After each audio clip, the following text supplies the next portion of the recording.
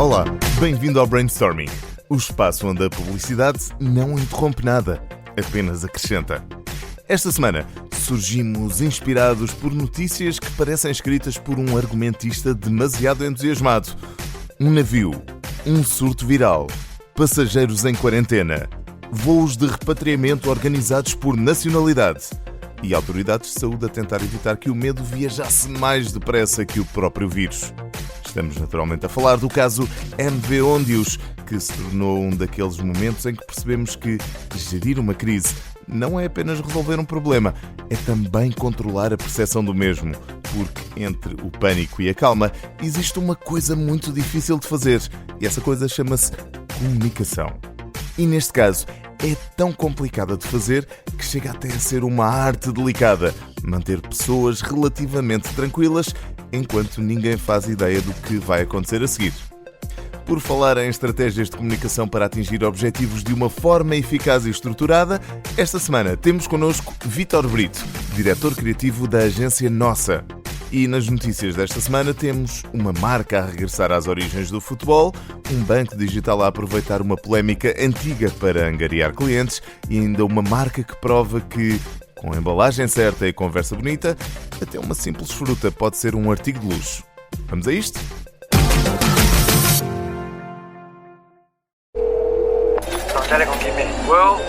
Hey, listen to me. What do I know about soccer? Nothing. I know about football. Benito football. Hey, can we hurry this up, please? Let's go. Enquanto o mundo anda obcecado com ligas milionárias, cláusulas astronómicas e jogadores que parecem patrocinados desde o berço, a Adidas decidiu lembrar uma coisa bastante inconveniente. O futebol nasceu na rua.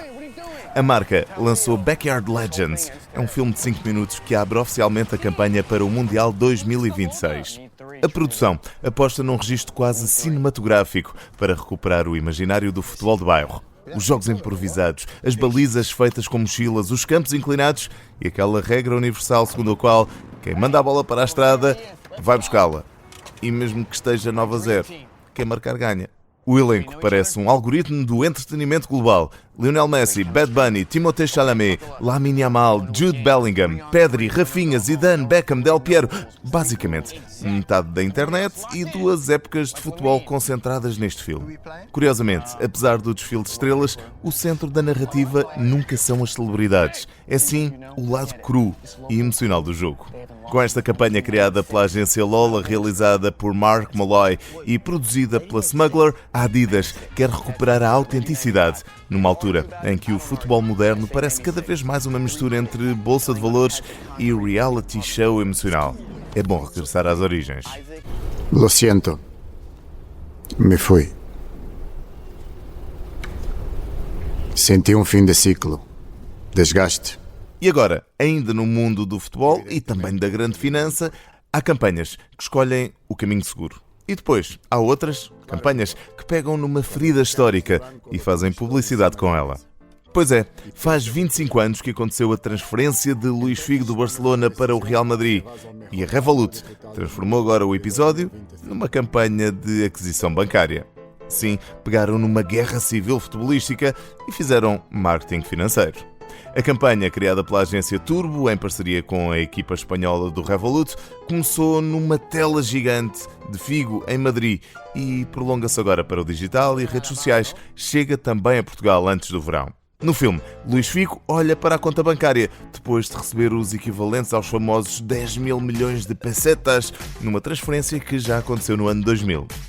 Humor, provocação e memória coletiva cuidadosamente misturados. A mensagem é clara: mudar para o Revolut pode parecer polémico no início, mas talvez seja um excelente negócio. E por outro lado, hoje em dia, ninguém nos vai chamar peseteros.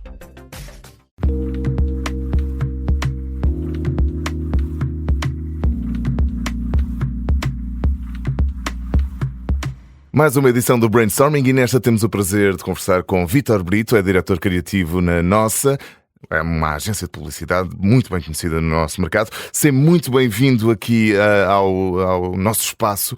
Tenho que começar por te dar os parabéns pela participação como orador no Cannes Lion International Festival of Creativity. O que é que significa para ti, também para a nossa, já agora, participar neste festival, num fórum que reúne os melhores dos melhores e que é sempre tão relevante para o mundo da publicidade, não é?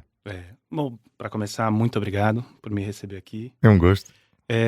Olha, quando eu recebi a confirmação de que eu ia dar um workshop em Cannes Lion, a primeira coisa que eu fiz foi ligar para minha mãe, sabe? Tipo, é quase como estar nomeado para um Oscar, não é? É um pouco. Assim, eu não acreditei. Eu apliquei, eu contei essa história. Eu apliquei, era 30 de dezembro do ano passado. Uhum.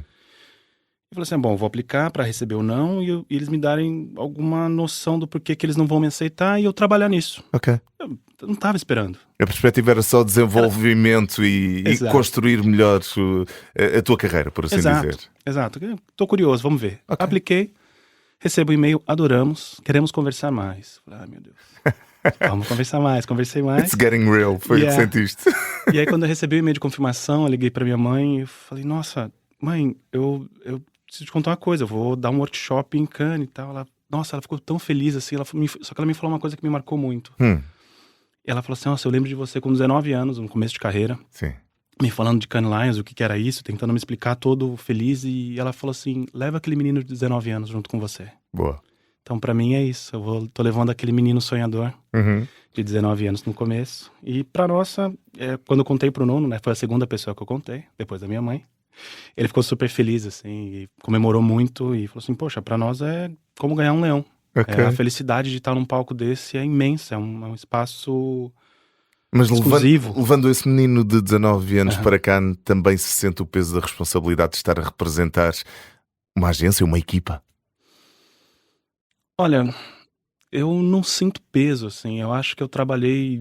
É um conforto, se calhar, por outro lado. Eu acho que é uma celebração mais, Okay, sabe? boa. Pra mim é mais, eu tô indo festejar o tempo que eu gastei pesquisando isso, porque eu dei aula de novos métodos criativos, investigando esse tema por 6 anos, e durante quase 4 anos desses 6 anos eu tava na Alemanha, então eu tinha que acordar 1 da manhã, ficar dando aula até as 3, 4 da manhã e depois ir trabalhar às 9. Eu me esforcei para isso. Então, essa é a parte dura. Isso foi chato. Essa foi a pressão. Agora eu vou celebrar. Eu vou mostrar tudo que eu pesquisei durante esses últimos 10 anos. Mostrar o que eu ensinei, sabe? Vai colher os frutos daquilo que já plantou lá atrás. Retire the brainstorm to be more creative. É este o nome do workshop que vais passar em Cannes. O objetivo é reformar a ferramenta do brainstorming também, aqui como se chama o nosso programa, é trazer um novo brainstorming para o setor da publicidade. É disso que se trata? Eu acho que é muita pretensão.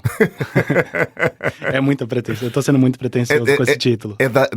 Pelo menos dar ideias de como fazer as coisas de uma forma diferente, de uma forma mais atual, é isso? Eu acho que é isso. O brainstorming hoje em dia ainda está muito preso ao que se fazia se calhar nos anos 90? Eu acho século passado? Eu acho que não está nem preso em nenhum lugar. Okay. O que acontece? Quando eu comecei a dar aula e eu perguntava para criativos, eu dava aula já para jovens criativos, mas que já tinham alguma experiência de mercado. Eu também agora dou aula na Brother aqui em Lisboa. E eu perguntei para eles, e com muitos criativos que eu trabalhei junto também, se as pessoas sabem as 4 regras do brainstorm. E ninguém sabe. Ninguém foi ensinado na prática o que é o brainstorm. Esse é um método que ele não foi passado devidamente. Vai ali fazer, se tranca numa sala e tem um brainstorm, tem ideias. Então, para ficar aqui registado, quais é que são esses 4 pilares? São 4 pilares, quantidade e sem críticas. Construa ou reforme, ou seja, tudo que for falado ali, você vai construir junto e tudo mais. Ou seja, não são ideias finais, são bases para se poder construir algo a partir dali. Exato. Portanto, não há atribuição de culpas, não há apontar de dedos, não há nada que esteja errado nem certo, são apenas pontos de partida, é isso? Exato. Então, vamos lá. Quantidade... ideias malucas são bem-vindas. Então, essas são as 4. Ideias malucas são bem-vindas, quantidade, sem críticas e construa ou reforme. São as 4 ideias básicas do Alex Osborne, lá em 1940. O que acontece é que a gente evoluiu, a gente nunca ensinou, primeiro, essas 4 regras. Muita gente que está ouvindo aqui provavelmente nunca ouviu falar dessas 4 regras. Tomem nota e usem para o futuro. Não é? E por não ter ensinado, a gente não tem um método criativo. Ok. E o que acontece é que nos últimos anos, a gente tem um estudo da Charlotte Nemeth, da Universidade de Berkeley, que ela conta que ela coloca o brainstorm a teste e ela vê que não funciona. Por alguns motivos que tem a ver com... Porque falta estrutura, porque falta encaminhamento, Porque somos humanos, na verdade. A gente tem um grande problema que é... Tem vadiagem social, você tem... É sério. Então, o cara tá pensando muito assim, o outro vai se retrair. Ou evitar conflito. Então eles vão sempre... que ideia legal, eu adorei essa primeira ideia, vamos nessa. Acho que isso é muito bacana, porque ela tá evitando conflito. Ela não quer falar que aquela ideia não é boa. Ou dependendo, tem nível hierárquico ali que você tem muito disso. Nunca conseguimos ser totalmente imparciais e totalmente imunes ao peer pressure, não é? Eu lembro uma vez que eu tava na UMAP, e eu tinha 22, 23 anos, começo de carreira ali, eu tinha acabado de ganhar um leão, e aí, nossa, agora coloca ele ali num brainstorming com os outros 2 diretores de arte sênior e não sei o quê, era uma sala com 4, 5 pessoas, só que eu tava numa época na UMAP que os diretores de arte sênior tinham sido vice-presidente de criação de outras agências. Uhum. Pra você ter uma noção, então, o CCO da DM9, ele saiu e foi ser diretor de arte sênior na UMAP. Okay. Eu tava na sala com esse cara, com o Rinaldo, era o Juliandério, o Rinaldo, eu e mais o Marcelinho. Portanto, só tubarões. E aí eu fiquei, cara, vamos lá no brainstorm. Eu não vou ficar quieto aqui, eu não vou falar nada, só que ele foi muito generoso, assim, ele muito experiente. O Júlio... Às vezes também acontece isso, não é? Sim, e o Júlio virou pra mim e falou assim, olha, eu tô muito feliz que você tá aqui, eu quero aprender muito com você, que eu não percebo nada do digital. Que bom. E aquilo, só que ninguém é tão, assim, nem todos os lugares as pessoas são tão generosas como o Júlio foi comigo. Sim. E a parte do brainstorm, de deixar o brainstorm de lado, é também deixar de lado um pouquinho dessa inibição que as pessoas têm. E aí também a gente pode entrar em outros assuntos, que é diversidade, neurocompatibilidade. Às vezes as pessoas são neurodivergentes e têm dificuldade de falar em público. Tem um monte de coisas também que esse novo método vai tentar mitigar. Então, e como é que se desafia este método tradicional do brainstorming, que já se percebeu nem estava assim tão bem consolidado, era apenas uma ideia que cada pessoa, ao fim e ao cabo, interpretava da sua forma. Como é que se melhora o brainstorming na prática?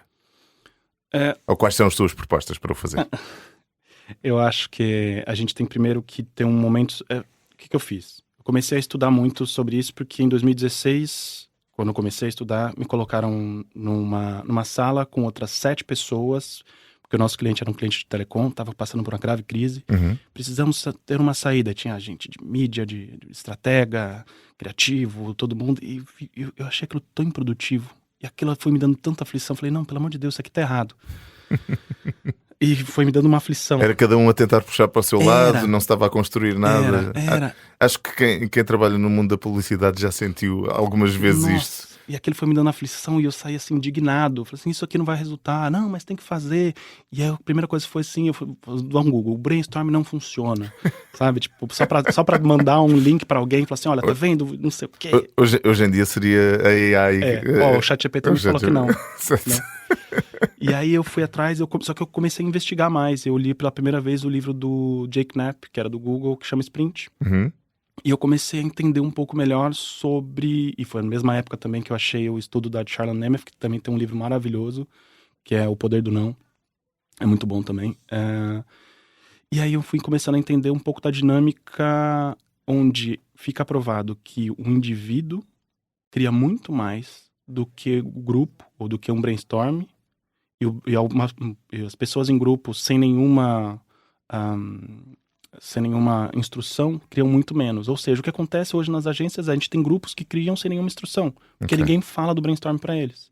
E, portanto, foste aqui buscar, segundo o que percebi quando estive aqui a preparar a nossa conversa, foste buscar estratégias de desenvolvimento de projetos, de estratégias ágeis de desenvolvimento de projetos. A agilidade integrada aqui no processo criativo. E assim, apresentas um modelo de Creative Sprint. Como é que funciona este modelo?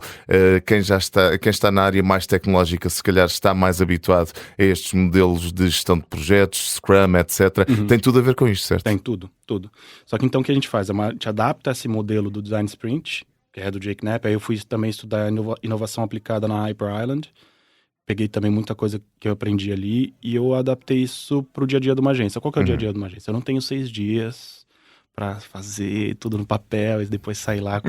não tem É tem tudo para ontem, não é? Exato. Só que o que eu fiz? Uma das primeiras coisas, quando eu cheguei na nossa, eu implementei alguns SLAs.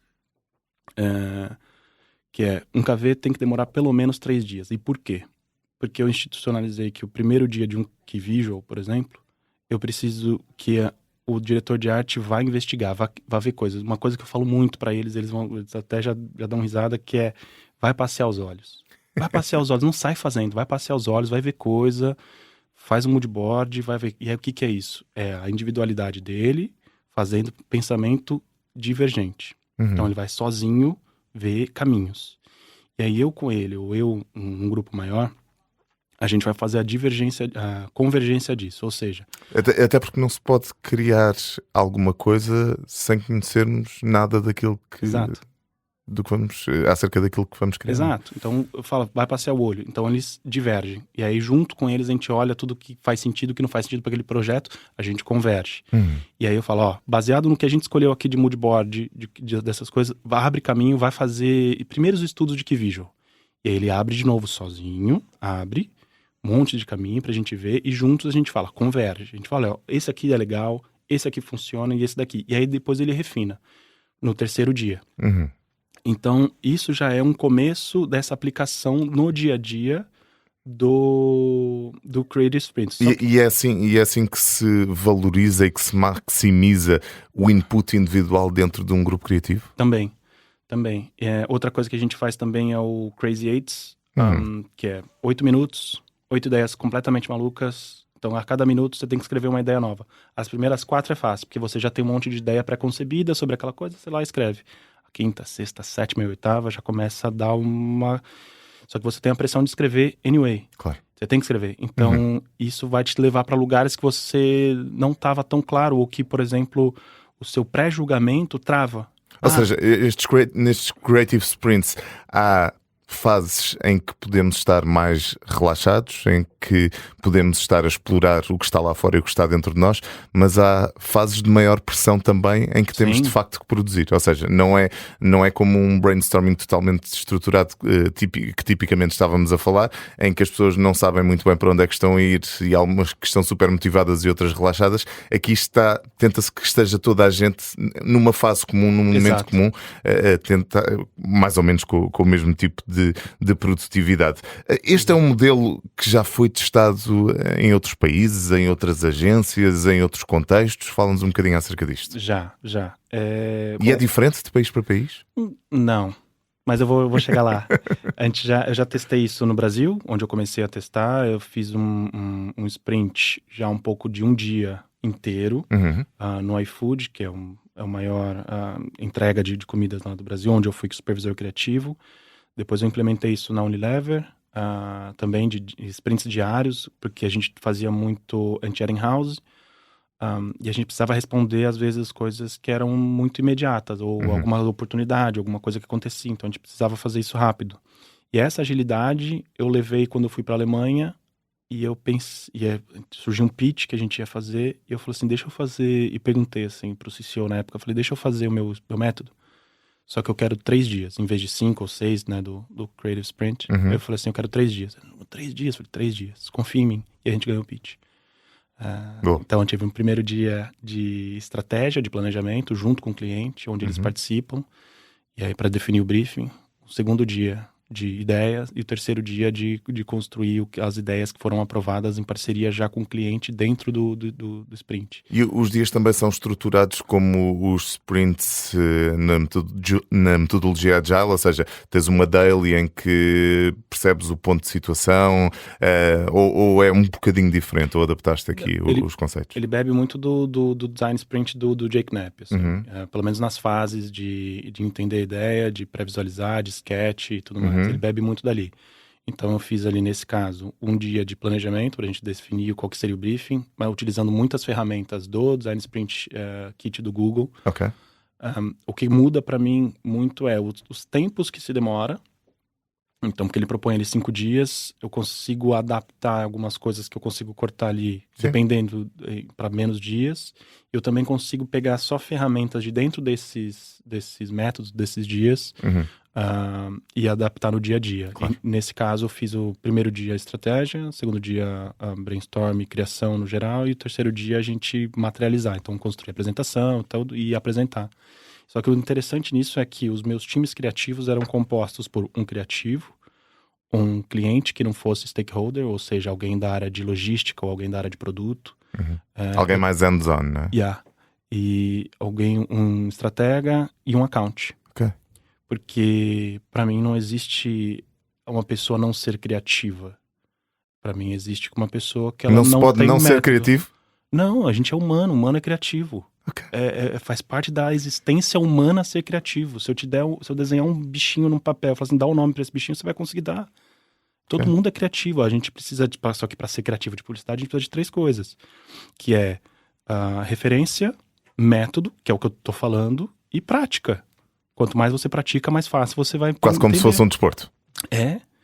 Criatividade é um músculo que você treina. Estamos quase a terminar a nossa conversa. Quero perceber também, do lado dos clientes, como é que veem aquilo que se entrega com este novo modelo de Creative Sprints.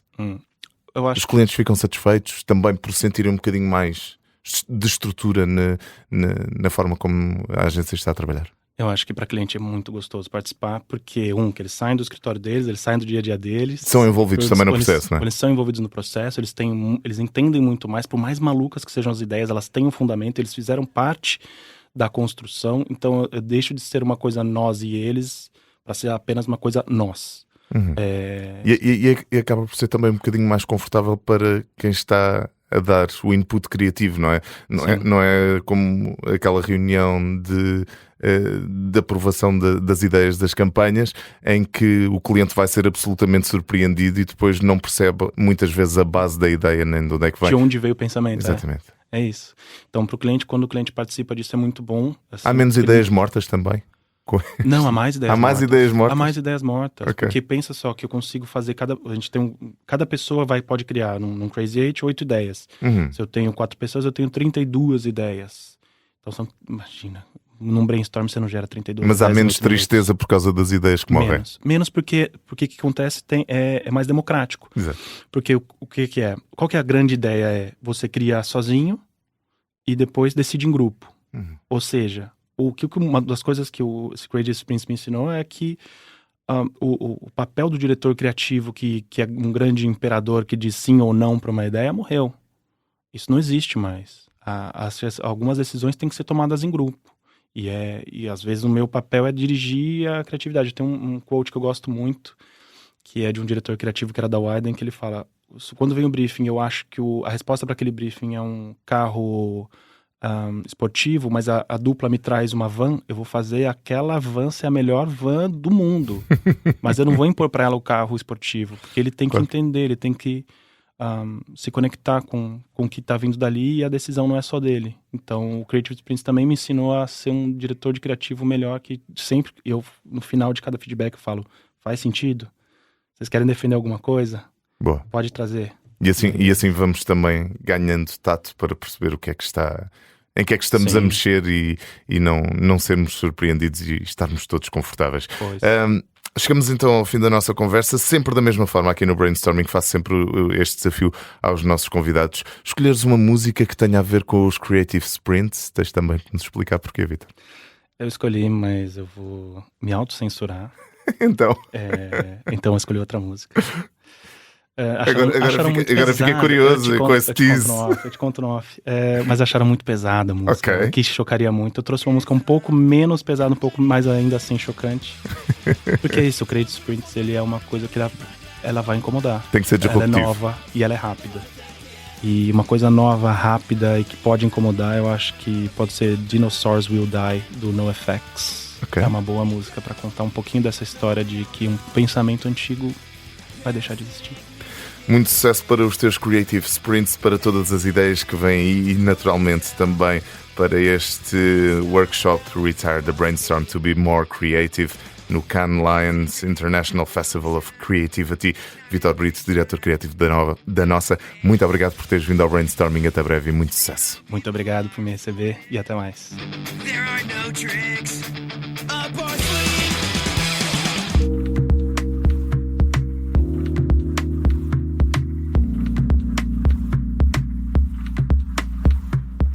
Quase no fim do Brainstorming, temos talvez a campanha mais deliciosamente insolente da semana.